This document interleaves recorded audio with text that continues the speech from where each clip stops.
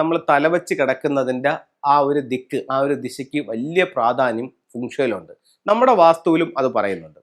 ഇപ്പം നമ്മുടെ വാസ്തുവിൽ പറയുന്നതെന്ന് പറഞ്ഞു കഴിഞ്ഞാൽ, നമ്മൾ കിടക്കുമ്പോൾ കിഴക്കോട്ട് അല്ലെങ്കിൽ തെക്കോട്ട് തലവെച്ച് വലതുവശം ചരിഞ്ഞെണീക്കാനാണ് വാസ്തുവിൽ പറയുന്നത്.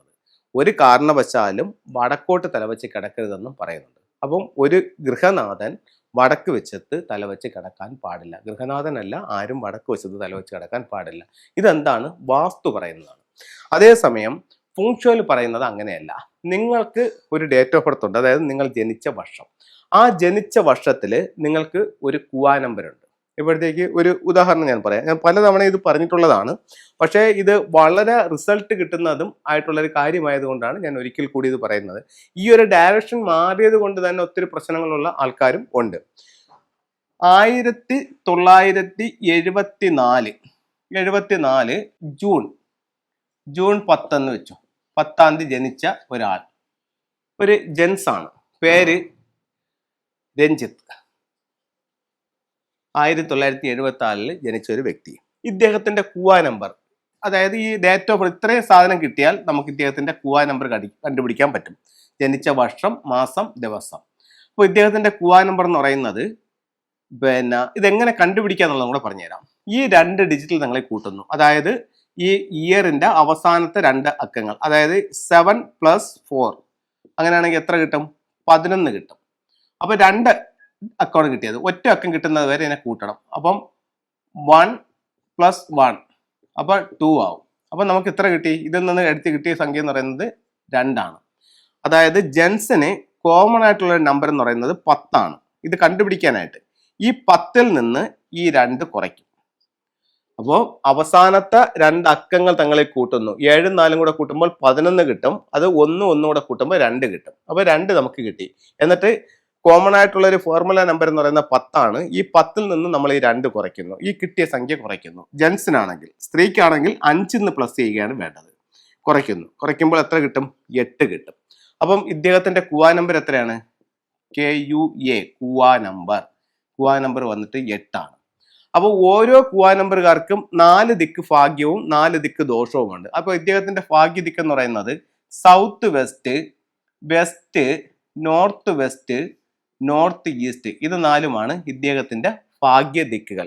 അപ്പം ഇദ്ദേഹത്തിന് തലവെച്ച് കിടക്കാൻ, നോക്കിയിരിക്കാനൊക്കെയുള്ള നല്ല 4 ഡയറക്ഷൻസ് ഏതാണ്? തെക്ക് പടിഞ്ഞാറ്, പടിഞ്ഞാറ്, വടക്ക് പടിഞ്ഞാറ്, വടക്ക് കിഴക്ക്.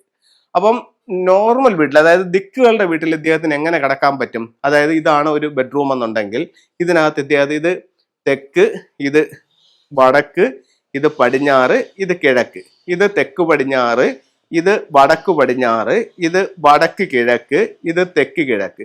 അങ്ങനെയാണെങ്കിൽ ഇദ്ദേഹം എങ്ങനെ തലവെച്ച് കിടക്കണം? പടിഞ്ഞാറോട്ട് തലവെച്ച് കിടക്കണം. ഇതാണ് ഇദ്ദേഹത്തിന്റെ ബെഡിന്റെ പൊസിഷൻ. തല ഇവിടെ വരണം, പടിഞ്ഞാറ് തലവെച്ച് കിടക്കണം. ഇതല്ലേ ബെസ്റ്റ്, പടിഞ്ഞാറോട്ട് തലവെച്ച് കിടക്കണം. അപ്പോൾ ഓരോ ഗൃഹനാഥനും അദ്ദേഹത്തിന്റെ കുവാ നമ്പർ കണ്ടുപിടിച്ചിട്ട് അദ്ദേഹത്തിന്റെ ഭാഗ്യ ദിക്കിലേക്ക് തലവെച്ച് കിടക്കുകയാണെങ്കിൽ ജീവിതത്തിൽ എല്ലാം നല്ല കാര്യങ്ങൾ വരും. അപ്പൊ ഇത് 4 ഇദ്ദേഹത്തിന്റെ ഭാഗ്യ ദിക്കാണ്. ഇത് നല്ല കാര്യങ്ങൾ. ഇതിന്റെ ഓപ്പോസിറ്റ് ഡയറക്ഷനോ, ഈസ്റ്റ് വെസ്റ്റ്, ഈസ്റ്റ് നോർത്ത് ഒക്കെയോ ഇദ്ദേഹത്തിന് ബാഡ് ഡയറക്ഷൻ ആണ്. അപ്പൊ നമ്മുടെ ഇതിൽ എന്താ പറഞ്ഞാക്കുന്നത്? ഈസ്റ്റിലോട്ടോ സൗത്തിലോട്ടോ തലവെക്കാനാണ് പറഞ്ഞത്. പക്ഷെ ഇദ്ദേഹത്തെ സംബന്ധിച്ചിടത്തോളം ഈസ്റ്റിലോട്ടോ സൗത്തിലോട്ടോ തലവെച്ചാൽ എന്താണ്? ഇദ്ദേഹത്തിന് ബാഡ് ഡയറക്ഷൻ ആയിരിക്കും. അപ്പം ഒരു കാരണവശാലും വടക്ക് തലവെക്കാൻ പാടില്ല. 2, ഫെങ്ഷു പ്രകാരം ഗൃഹനാഥന്റെ ഡേറ്റ് ഓഫ് ബർത്ത് എടുക്കുക, അതിൽ നിന്ന് കുവാ നമ്പർ കണ്ടുപിടിക്കുക, ആ കുവാ നമ്പർ പ്രകാരം അദ്ദേഹത്തിന്റെ ലക്കി ഡയറക്ഷൻ കണ്ടുപിടിക്കുക, ആ ലക്കി ഡയറക്ഷനിൽ തലവെച്ച് കിടക്കുക. ഇതല്ലെന്നുണ്ടെങ്കിൽ പിന്നെ ഇദ്ദേഹത്തിന് ഈ ഡയറക്ഷൻ അല്ലാതെ പിന്നെ തലവെച്ച് കിടക്കണമെങ്കിൽ ഇങ്ങനെ തലവെച്ച് കിടക്കണം. അത് ബെഡ് ഇങ്ങനെ ഇടാൻ പറ്റത്തില്ല. അപ്പൊ വെസ്റ്റ് കുവാ നമ്പറുകാർക്ക് ഈ ദിക്കിലുള്ള വീടുകളിൽ ഒരേ ഒരു ഡയറക്ഷനേ ഉള്ളൂ, അത് വെസ്റ്റ് ആണ്. അപ്പോൾ അവരവരുടെ ഭാഗ്യ ദിക്ക് കണ്ടുപിടിച്ച് ആ ഡയറക്ഷനിലേക്ക് തലവെച്ച് കിടക്കുക. അതുപോലെ ശ്രദ്ധിക്കേണ്ട മറ്റൊന്ന് 2 കാര്യങ്ങൾ. ഒരു പ്രധാന ഡോറിന് നേരെ തല വരാൻ പാടില്ല, പ്രധാന ഡോറിന് നേരെ കാല് വരാൻ പാടില്ല. ബെഡ്റൂമിന്റെ ഡോറിന്റെ നേരെയും തലയോ കാലോ വരാൻ പാടില്ല. അതുപോലെ ടോയ്ലറ്റിന്റെ ഭിത്തിയിൽ മുട്ടിച്ച് തല വെച്ച് കിടക്കാനും പാടില്ല. അപ്പൊ ഇത്രയും കാര്യങ്ങളൊന്ന് ശ്രദ്ധിക്കുക. അപ്പോൾ എപ്പോഴും നമ്മൾ കിടക്കുമ്പം തല ശക്തമായൊരു ഭിത്തിയുടെ പുറകിലായിരിക്കണം ഉണ്ടാവേണ്ടത്. ഇനി ഫെങ്ഷുയിലെ ചില ടൂളുകൾ പരിചയപ്പെടുത്താം. ഇതിൽ വളരെ പവർഫുൾ ആയിട്ടുള്ള ഒരു ടൂളാണ് ഞാൻ നിങ്ങളുമായിട്ട് ഷെയർ ചെയ്യുന്നത്. അതായത് നമ്മൾ ഓരോരുത്തരും ജനിച്ചു. ഇപ്പൊ ഇദ്ദേഹത്തിന്റെ കാര്യം തന്നെ എടുക്കാം. ഇദ്ദേഹം ജനിച്ചതെന്നാണ് 1974.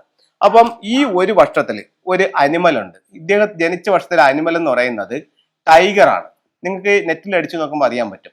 1974 ഫുങ്ഷു അനിമൽ ഏതാണെന്ന് നോക്കിക്കഴിഞ്ഞാൽ ടൈഗർ എന്ന് കാണാൻ പറ്റും.